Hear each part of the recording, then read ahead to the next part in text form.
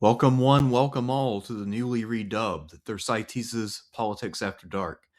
I initially wanted to go with the title Politics After Dark because I've been doing a streaming sort of series called History After Dark on my main channel, but that title was already taken by another channel, and although it's currently inactive, I figured it's probably best not to create that kind of confusion, especially when that channel's about the same size as this one. So I figured, why not just stick with the idea, but make it clearly a different name. And so I came up with Thersites' Politics After Dark, which is not the catchiest title in the world, I will admit. But today we're doing a book review, which is something that I've done on this channel in the past. Today we're looking at Anne Applebaum's Twilight of Democracy, The Seductive Lure of Authoritarianism. She published this book in 2021. Based on the context of the contents, I'm guessing that this was written and approved before the election results from 2020 were in. Because she doesn't, to the best of my knowledge, mention Biden defeating Trump in November of 2020, which I assume would be in this book if it had already happened. Applebaum, just a note about her, she is apparently better known than I realized. So I'd never heard of her personally, but after listening to this book on Libby, I'm pretty interested in her thought. So I looked up some interviews with her. So she is an American who has spent most of her adult life in Poland. Her husband at one point was actually the Polish defense minister. She makes her living as a journalist, and she describes herself as a conservative internationalist in the vein of a John McCain. And she says that there are sort of equivalents of that throughout Europe. So effectively, she's a neoconservative. And the way that she frames the entire conflict here of democracy versus authoritarianism is as a conflict mostly existing within the right wing. And at the time period when she was writing, I guess it's fair to think, especially from her perspective as somebody who lives in that world, that the right wing was very much determining the future of politics in America and in Europe. And so she sees this as an internal struggle among conservatives. She also frames it in a personal way by talking about, as a point of reference, her New Year's Eve party in 1999 heading into 2000. And how that year she had a lot of guests at her house, many of whom have gone really hard right.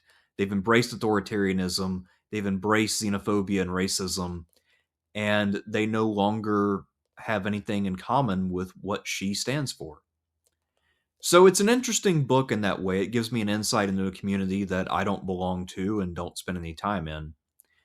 So I recommend it to anybody who wants a literate look at what the right wing is like, especially if you're looking for an international context. She does a very good job in this book of laying out her views. She is not shy about telling you where she stands or why she stands there, although she's a little bit vague on some points as to why she thinks she's correct. But in terms of where she stands, she's pretty clear. Not a lot of bullshit here. And she's actually a very good writer, and she has a very broad frame of reference. So it's worth a read. And again, it's a pretty short book, so that's the best thing you can say about a lot of political books, is that they get to the point and don't detain you for an extended amount of time. So on Libby, it's about a 5-hour listen, which isn't bad at all. Now, her argument and the subtitle, The Lure of Authoritarianism, the way that she describes it, the way that she sort of answers the question of why people end up gravitating to authoritarian positions, is that she thinks it's a personality thing. She thinks that about a third of any given country will have an authoritarian disposition. And I don't really know the psychology on that, but that seems intuitively correct. That there are about a third of people who would, even after growing up in America with all of its traditional democratic values, would then go and say, okay, let's have a monarch, and not really see a problem with that. That actually checks out to me. I've met plenty of people who fail to see the contradiction or the problem with that, even if they know some basic American history. Now, a lot of it here, a lot of her sort of framing is trying to fight, I guess, a civil war within the right wing. A war that I think she was still in denial about in terms of the outcome. I think it was already lost for her side by the time she read this book. So, right-wing authoritarianism, it's safe to say, has won out over right-wingers who are dedicated to democracy. And I imagine that she has to be especially sickened by the current Trump war in Iran. Now, I haven't really been able to find a clip of her talking about that yet, but if her views have remained constant for the last 5 years since this book was published, then the fact that Trump is going into Iran and also went into Venezuela claiming the authority to just pick leaders, and he barely pretends that there's any benefit for the locals, I imagine that as someone who apparently genuinely believed that America was spreading democracy in the Iraq War, that Applebaum would be deeply disgusted. And in terms of how she could be so naive as to believe that, that's an issue we'll have to revisit once we get to the critique part of this. There are some weird elements if you come from the left. So, for instance, she appreciates things like jazz and the culture of something like the Weimar Republic, but she will then describe it as being either dissolute or decadent. And normally, those kind of negative value judgments will come in only when you're trying to denounce something, but she actually is in favor of multiculturalism, but yet she calls it degenerate. So there is, within her own thought, a contradiction. And I'm not sure if she's worked that out yet or not. I have to think that given what's happened, especially since she published this book, that at this point she can barely pretend that she has any place in the Republican Party in America or within most of the right-wing movements of Europe at this point, because the other side won that debate. And they have the hold of the party. Now, maybe that will shift back as the popularity of guys like Trump really plummets as he destroys the country. But I don't know.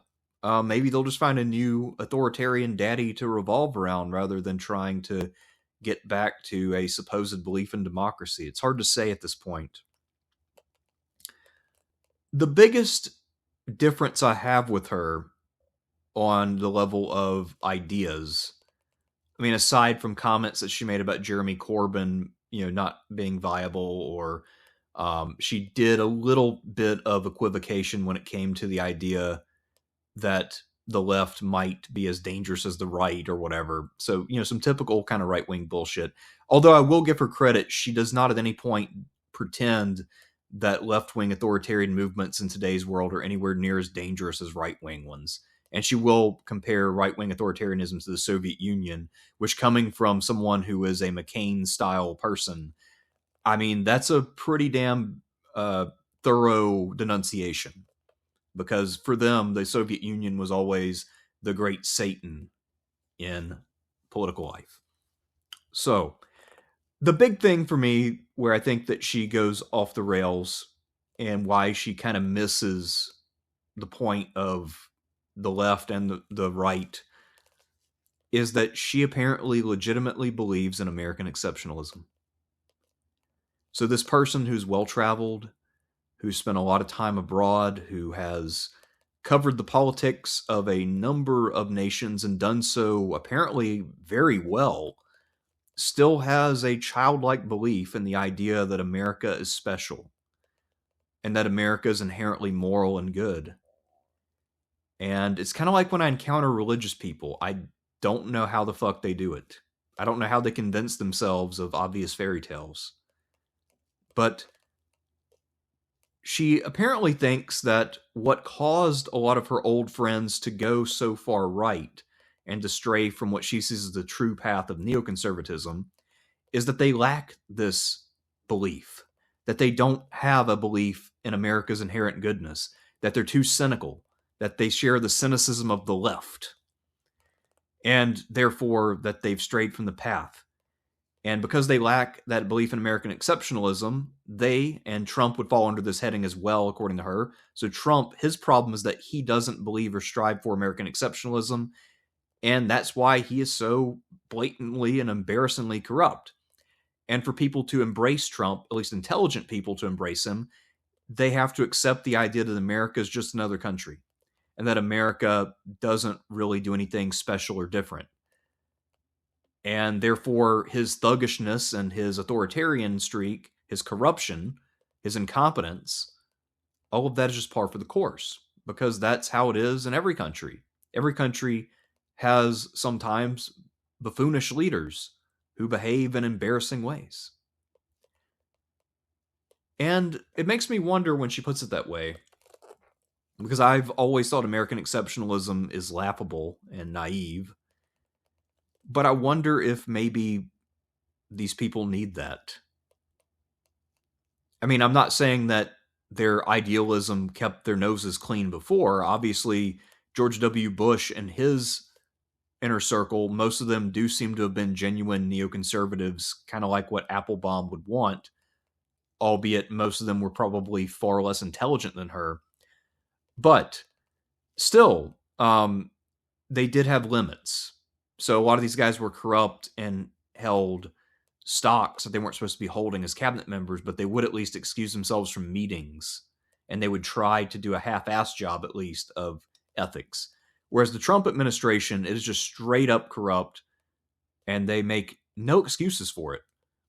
So they are openly, blatantly corrupt, and they don't give a shit. So maybe she has a point here, as much as it pains me to say it. And it's kind of like when I sometimes concede that some people, when they claim, and I've heard a lot of religious people say, that the only reason that they're not engaging in, say, heavy drug use or murder or thievery is simply because they're afraid of God punishing them.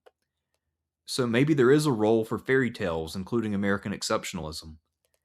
I don't know. I guess I'm an idealist. I'd rather live in a world where, well, an idealist realist, if you will. I want to live in a world where people understand what the world is and then strive to make it something better in a controlled, directed, rational manner. But maybe some people are too fucking stupid for that. And I guess maybe that's why the Republican Party and things like it exist. I don't know. Anyway, despite some of my objections there, I still recommend the book if you're looking to understand that point of view, especially as that point of view becomes more and more quaint. As, obviously neoconservatism looks like it is in very bad shape, and despite the fact that no one really believes this in the streets anymore, it still seems to be the guiding ideology of the Trump administration. And wow, is it really going into effect right now in Iran? Apparently, Trump's adaptation of neoconservatism is, let's attack them really quickly by surprise, like a sucker punch, achieve our objectives really quickly, then tell them it's over. They don't get a chance to decide if it's over or not. We just tell them it's over. We leave, everybody cheers. It's like an 80s action movie. And then we get all the girls. And everything's sweet. Yeah, obviously, that's not how things are going in Iran right now. So, not only did Applebaum have to witness the movement that she grew up in and helped to build in some ways and participate in, not only did she see the whole thing morph into something she finds disgusting, but now a lot of those ideas that she promoted are being even more completely and totally destroyed by the immense ineptitude of her former allies. So I feel some sympathy for her. Not that much, because, look at the company she keeps, but still. Or company she kept, I should say. At this point, she's just hanging out with conservative Democrats. Let me revise that. The company she keeps and kept. But look, still worth a read, though. Again, it's a well-written book. It gives you that perspective as well as you could imagine it. It's succinct, unlike this review of it. And she's still worth listening to, even if a lot of what she recommends, I imagine, has to be bullshit based on some of the beliefs that she has. Anyway, that's all I have for you. Until next time, this has been Thersites' Politics After Dark. Next time, I'm sure we'll get into something aside from a book review, but I think it is important to not overly react to the news cycle, but rather sometimes to step back a bit and try to get a broader perspective, to try to understand broader trends, and to try to avoid reacting to the world, but rather to look at the world and interact with the world on our own terms, at our own pace. So that is something I very much believe in, and I hope you do too. And if you don't, that's okay too. Anyway, that's all for now, and I will see you when I see you. You know how the upload schedule is on this channel.